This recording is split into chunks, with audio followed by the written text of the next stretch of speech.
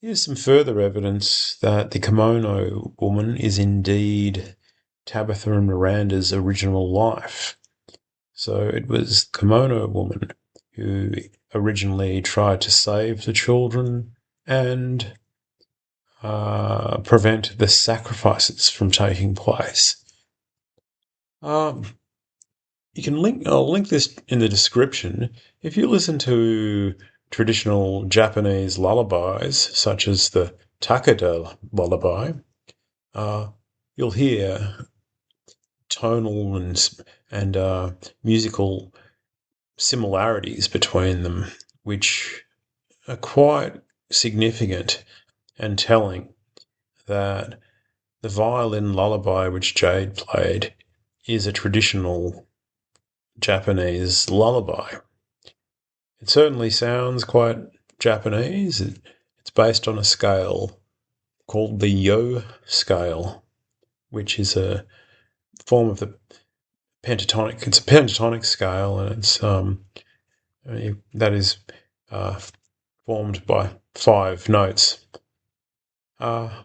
And there are some changes to that in the melody, but it is there are passing notes in it, so it still has that sound, that traditional Japanese sound. Anyway, have a listen to some of these Japanese lullabies, like the Takeda Lullaby, and you'll be able to make up your own mind uh, as to the similarities. But I think it's fairly interesting because it doesn't sound like a traditional, say, Western lullaby or children's song, like Twinkle Twinkle Little Star, so much as something with a little bit of a Eastern sound to it. Okay, so yeah, I'll just reiterate my what I consider a bit of a breakthrough in the plot of From. Uh, and that is, we've been led to believe how lovely the residents of Fromville are. And they're quite endearing characters. I like them all mostly. Boyd and Donna, and you've got Elgin there with his foibles, and Randall, Christy, Sarah, even Father Catry. All these characters, Kenny, in their original lives were, in fact, the people who carried out the sacrifices. And that is the puzzle solved as to why they keep returning to this little pocket universe, as Dale coined the term, the pocket universe, because that is the version of eternal life they've been given in their bargain with the deal broker, the man in yellow. He brokered this deal with them so he could have eternal life. Um, the whole little region was warped into this pocket universe, this bubble in space and time, or wherever it is, where you can relive in different reincarnations over and over again. So much of the man in yellow's time is spent trying to stop them having any recollection. The children are trying to get them to remember, hence the An Kui, which goes on and on. So Jade and Tabitha remembered some of it by cracking the lullaby code, but there's still more to remember. And I believe season 4 will be getting the Fromville people to look a little bit deeper into their origins and where they're from, where they're in fact from. Yeah, so there's some more evidence about the Kimono woman. The fact that Jade was being chased by the Civil War soldier and in that vision and was stabbed, etc.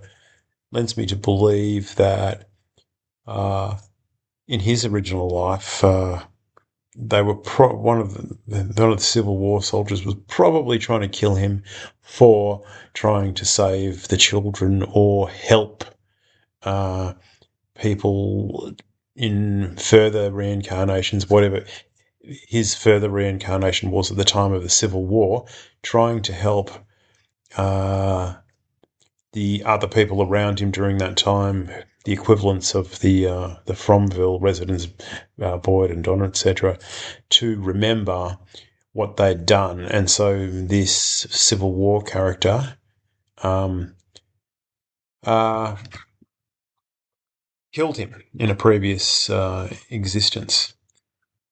Uh, it also could be that uh, when the Fromville residents or their equivalents in previous reincarnations remember what happened and that they killed the children, that they turn on your Jade and Tabitha characters. There could be something to that as well.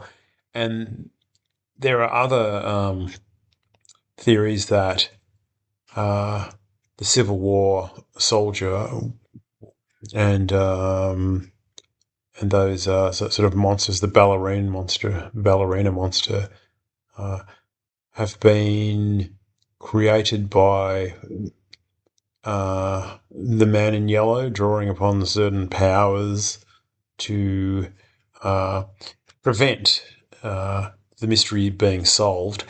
Because when the mystery is solved, the curse can be broken. That's why knowledge comes at a cost. When they start getting closer to the truth, that's when the man in yellow cracks out more pain, turns up the pain dial a bit more. So they're distracted, they're led astray, they're traumatized, etc., and on, and so on and so forth to try and prevent the discovery of what's actually happening. And, of course, the man in yellow's interest in all of this is to maintain his own eternal life. He can live forever in this little bubble, and so long as the curse isn't broken.